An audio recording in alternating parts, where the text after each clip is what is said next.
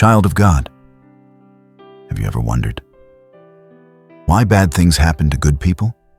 Why those who love God still face pain, loss, and heartbreak? If God is good, why do the righteous still suffer? Welcome to God's Presence TV, where faith is strengthened and hope restored. Sometimes, life gives us questions that faith must answer. And one of the hardest questions is this: Lord, why me? Maybe you've been faithful.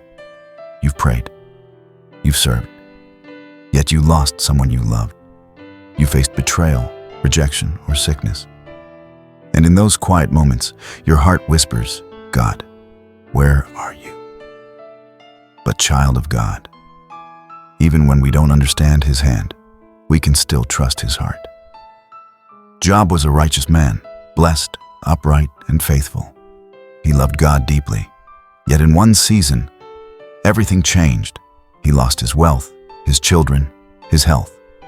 Even his friends turned against him. But through it all, Job didn't curse God. He fell to the ground and worshipped. He said, "Though he slay me, yet will I trust him."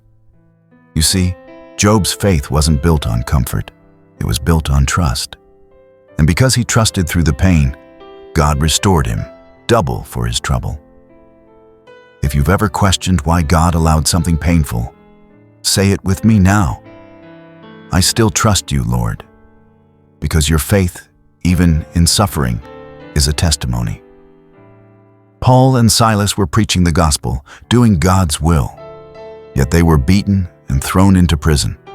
Their hands were chained, their feet locked in stocks, and at midnight, surrounded by darkness and pain, they began to sing. Yes, they sang hymns to God, and heaven couldn't stay silent.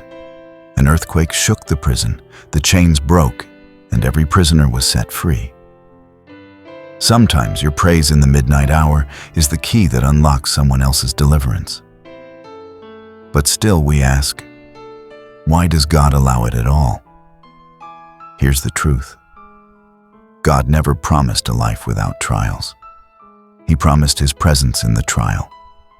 Suffering is not a sign that God has left you. It's a stage where His glory can be revealed. Think about gold. It only shines after it passes through fire. In the same way, your faith becomes pure through the heat of hardship. Maybe right now, you're in your own midnight. You've prayed and it seems heaven is silent. But silence is not absence. God is still working, even when you can't see it. The same God who walked with Job in his pain, the same God who shook the prison for Paul and Silas, is walking with you right now. The tears you cry are not forgotten. The prayers you whisper are not wasted. And the story God is writing with your pain will one day become someone else's hope. If this message has spoken to your heart, say it out loud. I trust you, Lord. And don't forget to subscribe to God's Presence TV, where faith is strengthened and hope restored. Until next time, keep trusting God, even when the answers don't come. Because sometimes, your greatest pain is preparing you for your greatest purpose.